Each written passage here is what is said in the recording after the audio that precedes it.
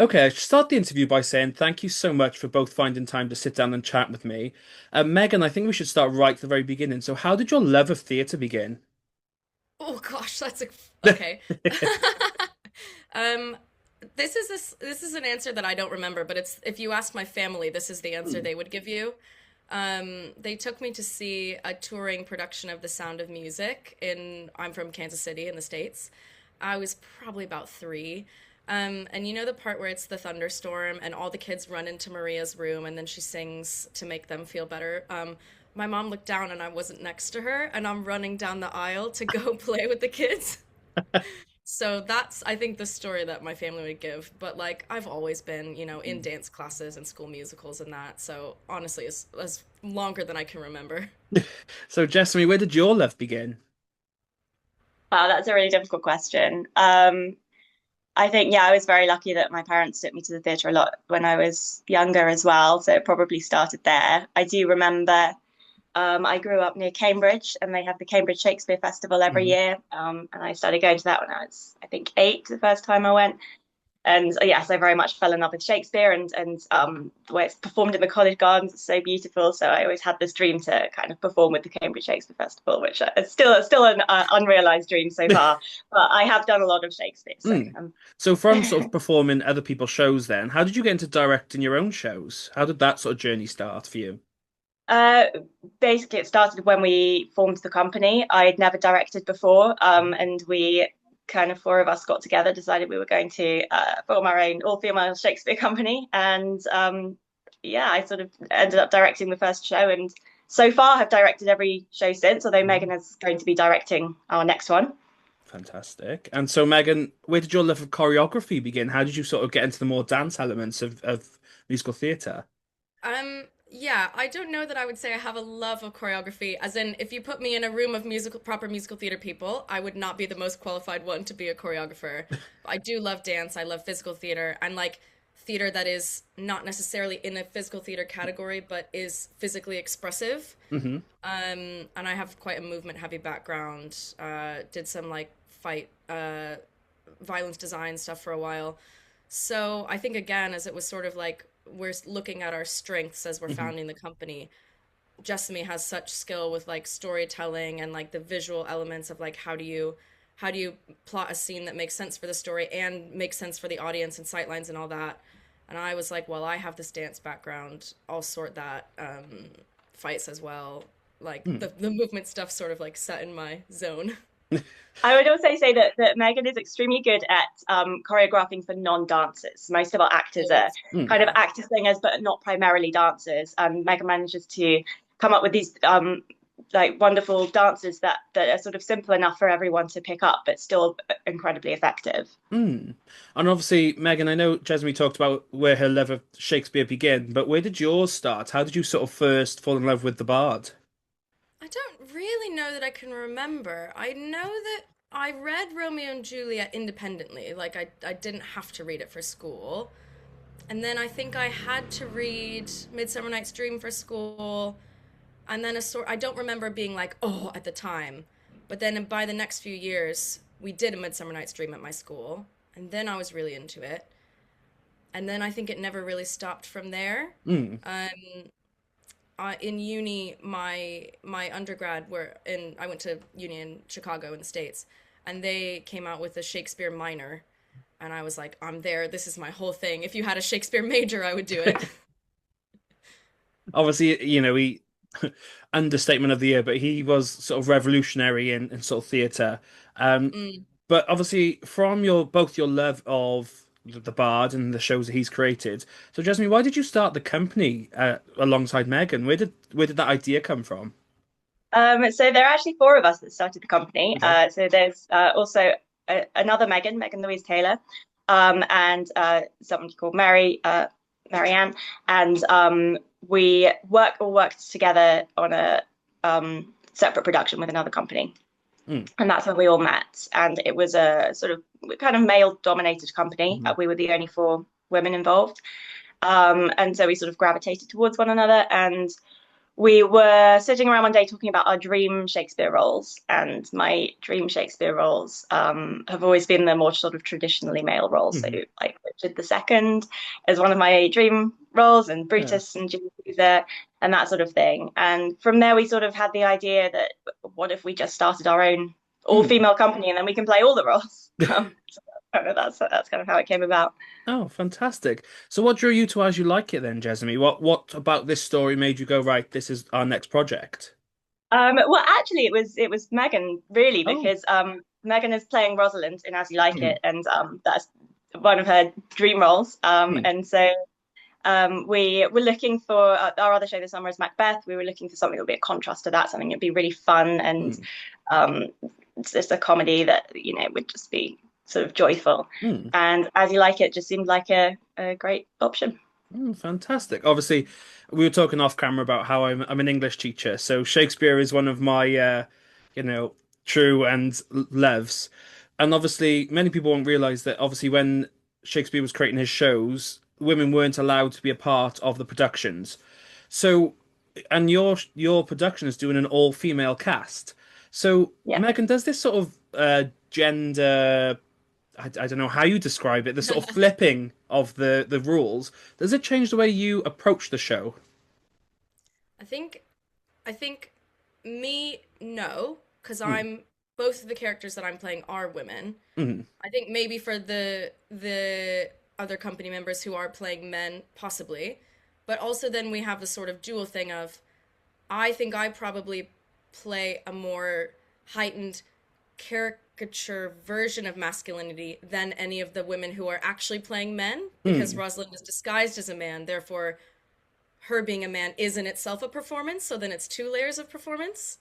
Mm, If that makes sense. But I mm, also think it's quite fun that like obviously in a standard traditionally gendered production of As You Like It, the audience is in on the joke mm. of Rosalind is in disguise as a man. But then they're also in our production in on the joke of, yeah, and so is everyone else. So, Jasmine, then, obviously, did that sort of not stress you out? Did that also sort of add pressure going, right, we're taking one of these shows that is traditionally gendered and we're going to do it as an all-female on sort of a collection? To be honest, I hadn't really thought about it any more than the fact that all our shows are all female, so we kind of have that Mm, that going on for all our shows. We do have there is one moment in the play where we have scene titles. I just find it easier to give scenes titles because it's more memorable than numbers. And we've entitled the scene "Manly Men Doing Manly Things and Being Manly." And so this is kind of everyone kind of comes on as one of the lords in the forest, and we've just killed a deer, and we're sort of celebrating our hunting skills and our classic kind of manly hunting. things. Yeah, so we've sort of leaned into the kind of the kind of Mm, exaggerated gender stuff in Mhm. that scene. mm, But other than that, I think we're playing humans as humans and yes. not really thinking about gender very much most of the Mm, time, I think. mm. I think that's So, been the case with a lot of our shows. Like, I don't think there were any female characters in our cut anyway of Richard II, but No. it didn't really feel like anybody was like playing a man. We were kind of more interested in like the humanity of the characters themselves. obviously taking the characters without their gender and just telling the story sort of I was just about to say as they like it, but that's a silly pun. I'm Um, pro pun. but obviously, Megan, like you said there, you are playing a female character that obviously would have traditionally been played by a young man who disguises themselves as a male to speak to another man who, in terms of your production, is played by a female. Like, Mhm. sort of getting your head around that must have been quite complicated of approaching the role. I think yes and no. I think I don't know, maybe if this is something about me, or maybe do a lot of uh, female actors or actors raised as girls encounter this sort of external block where, like, Mm, I was always told in drama school, we never did any cross gender casting in drama school because they mhm, said Shakespeare is already hard enough. You can't add that extra mhm. layer. It will just be impossible for your little drama school brains. But for me, I just never really felt that it was Mm, that much of an extra challenge because it doesn't, yes, obviously gender affects the way characters interact with each other and approach the world. But like, I don't think that it's an extra barrier because there's already so much about a character that is, on one hand, different to me, and on one hand, the same to me. And I'm exploring those differences and finding those similarities, regardless of the character's gender. So for me personally, I can't speak for everyone, obviously.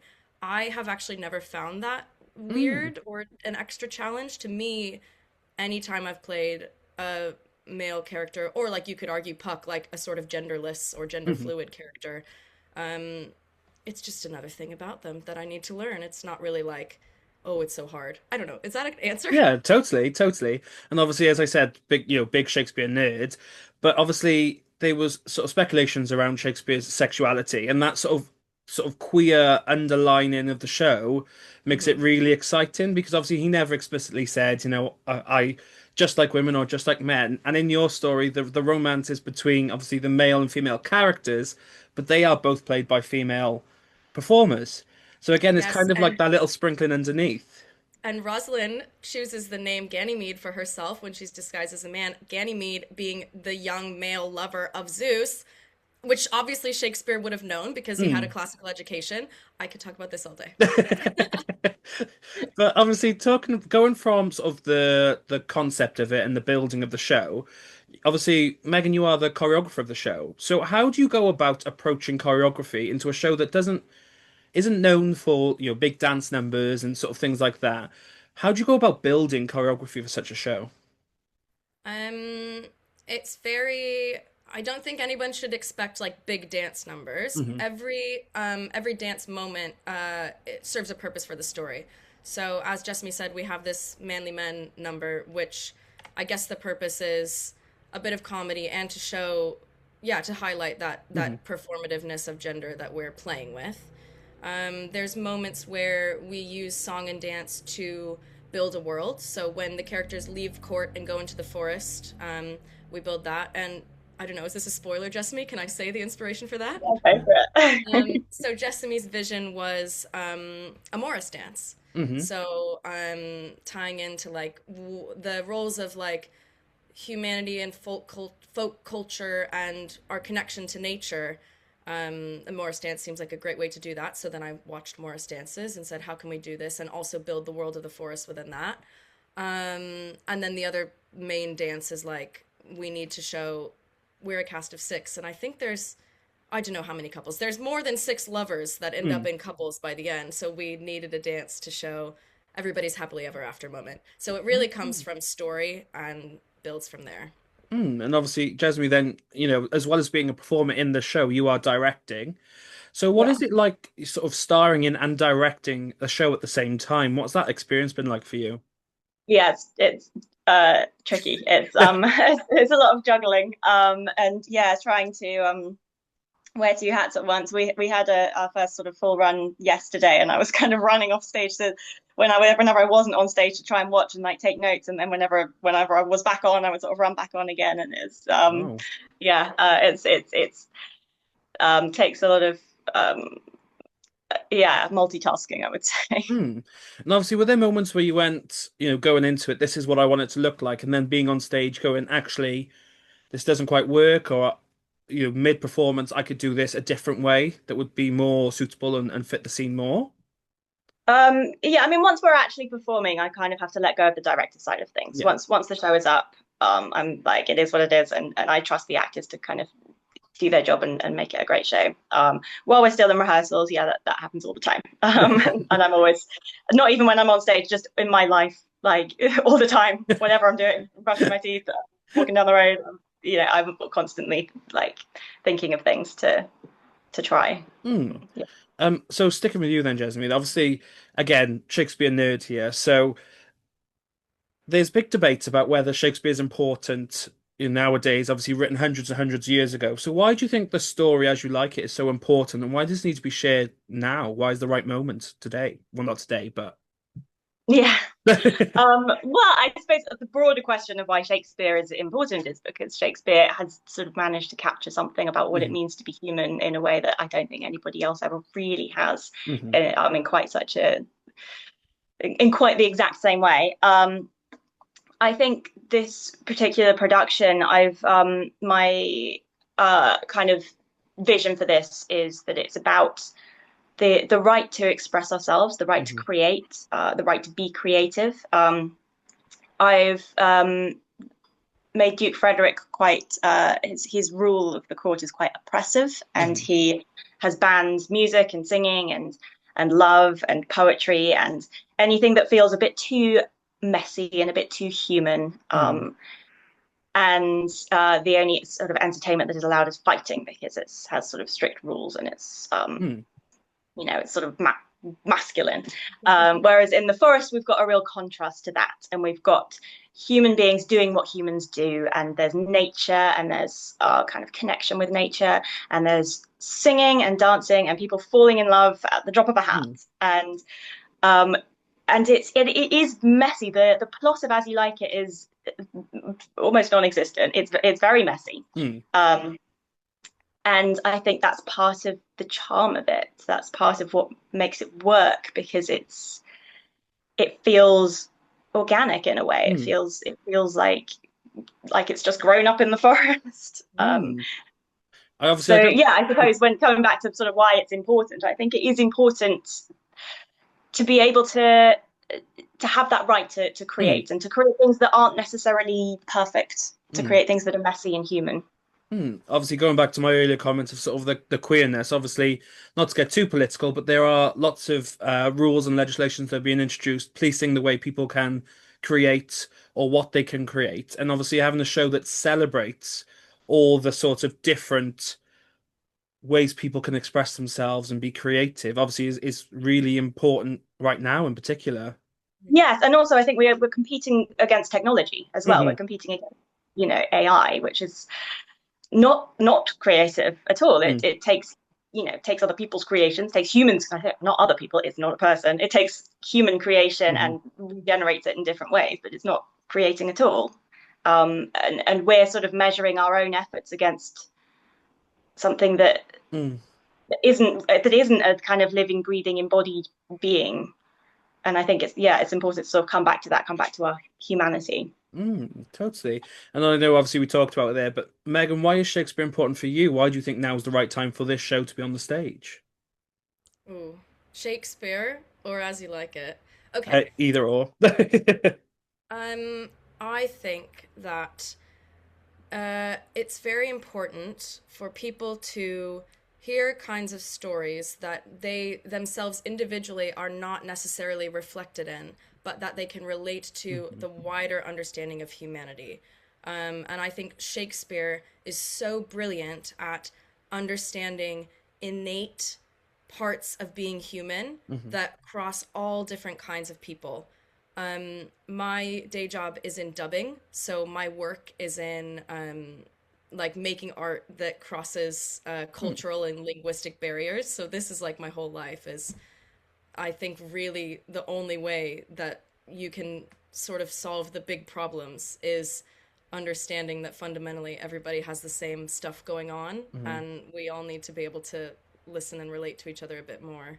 Mm. Um, as You Like It specifically, artistically, completely agree. Artistically and politically, agree with Mhm. everything Jessup said. I will also add, like, we as a company are coming up on our second birthday at the end of this summer. Mhm. So we've done a lot in 2 years. And I think the aside from the themes, the content of As You Like It was like the right challenge for our Mhm. company at the time. It has way more prose than I remembered. So much prose, which for me as a performer, I find a real challenge. Mhm. And also, it has, I believe, the most songs of any Shakespeare play. Mhm. Um, and music is really important to us and the way we work. And so that gave our resident musical director, other Megan, lots of opportunities to compose and arrange. But also, Jessamy has composed some amazing songs for us for the first time. So, in addition to all the important, like, humanity, political, art, ideal stuff, Mhm. we also have, yeah, we are making art. And this was a great challenge for us to, Mm. like, expand the kind of art we can make. Oh, totally. So, Jasmine, I know we've talked about the show, but how would you describe As You Like It to someone who's not heard of it before? I would say it's just a really fun, silly, joyful piece of theatre. There's A lot of comedy. There are Mhm. goats. There's there's love, and uh, yeah, it's just a really fun Mm. experience. Where can they stay up to date with the show? Where can they get tickets, and where can they stay up to date with you two? So our website is thewholepacktheatre.co.uk. Our London performances are Hmm. you can go to asyoulikeitlibra.eventbrite.co.uk, or you can check out our Instagram at the Whole Pack Theatre. If you want to find out about me, it's at Megan Elaine Carter. Just in Jessamy, case. do you have a Yeah, personal Instagram you if wanna? you would like to find me, it's at Jessamy L James on Instagram. Oh, fabulous. I'll put the links below so people can scroll down and click away. Obviously, I'm very excited to see the show on, I believe it's Saturday.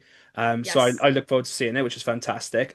But we are coming to my final question, and I'll start with Megan. What advice do you have for young performers looking to do what you do? It's really it's basic advice. I know everybody says make your own work, Hmm. but and also it's not advice I give lightly because Jessamy would probably agree. Producing shows is the hardest thing I've ever done, Hmm. but it's also the most rewarding. Um, I've also found coming through a pandemic and other personal stuff going on in my Hmm. life, making my own work has been the thing that has kept me in it. Hmm. Um, it's really hard. I think because also as young women, the market is Hmm. so oversaturated. You can feel like nobody sees you, nobody cares when you send off your audition tapes. But having artistic control and being able to put out something that you're passionate about not only is a good way to stay busy if you're not booking or if you're not booking as much as you'd like, but it's a way to remember why like your soul wants to do this and stay fulfilled. So it's cliche and it's really hard, but if you can find something that you're passionate about, just make it. Totally. And then finishing with Jessamy, what advice do you have for young performers looking to do what you do? I would say find your community, Hmm. which is kind of easier said than done. It can take time to find people who you kind of creatively align with. But what we've done over the past couple of years, I would never have been able to do on my own. Hmm. So yeah, find people that you can make those kind of connections with and that you can create together with. Oh, fantastic. So I said at the beginning, but I'll end the same way. Thank you so much for both, finding the time to sit down and chat with me. I will put all the links in the comments below so people can scroll down and click away. I'm obviously very excited to see the show on Saturday, and I wish you guys the best of luck, and I shall speak to you both soon.